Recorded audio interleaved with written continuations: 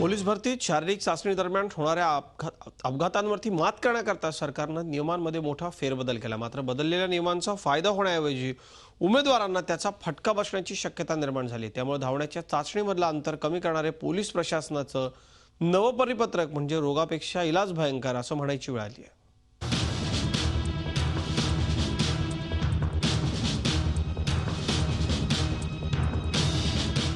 Police शिपाई भरती दरम्यान उमेदवारांचा खरा कस लागतो तो धावण्याच्या चाचणीत। यापूर्वी अनेक उमेदवारांना या चाचणी दरम्यान दुखापत झाली तर काहींचा मृत्यूही झालाय। त्यामुळे यावर मात करण्यासाठी गृह विभागानं धावण्याचं अंतर कमी करणारं नवं परिपत्रक काढलं, ज्यात पुरुषांसाठी 5 किलोमीटरऐवजी 1600 मीटर आणि महिलांसाठी 5 किलोमीटरऐवजी 800 मीटर अंतर ठेवण्यात आलं।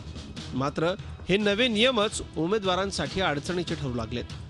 आर्मीचं टायमिंग आहे 5:40 मध्ये, तर पोलीस भरतीसाठी ठेवलेलं आहे 4:50 मध्ये। हे विद्यार्थ्यांना होणे अशक्य आहे, तरी शासनाने ह्याच्यावर लक्ष केंद्रित करून विद्यार्थ्यांना न्याय मिळवून द्यावे आणि आर्मीचा टायमिंग ठेवावे, एवढंच मला शासनाला सांगायचं आहे। 2 मिनिट 40 सेकंदमध्ये एवढं 800 मीटर कव्हर करणं म्हणजे थोडं हार्डली जातं, कारण त्याला जास्त दम लागतो। शेवटी तेवढा स्टॅमिना राहत नाही, त्यासाठी थोडं टायमिंग वाढवून दिलं पाहिजे।